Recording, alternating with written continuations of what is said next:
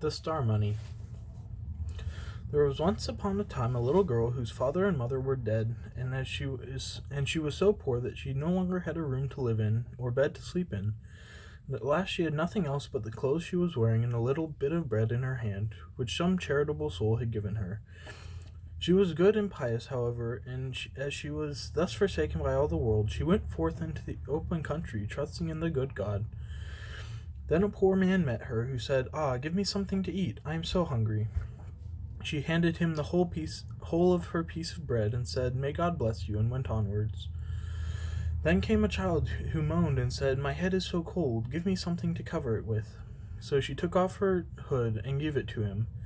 And when she had walked a little farther, she met another child who had no jacket and was frozen with cold. Then she gave it her own. And a little farther, one on a little farther on, one begged for a frock, and she gave away that also. At length she got into a forest, and it had already become dark, and came yet another child who asked for a shirt.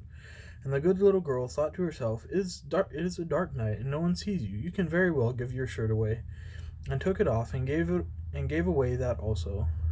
And as she so stood, and had not one single thing left, suddenly some stars from heaven fell down, and they were nothing else but hard, smooth pieces of money. And although she had just given her shirt away, she had a new one, which was of the very finest linen. Then she put the money into it, and was rich all the days of her life.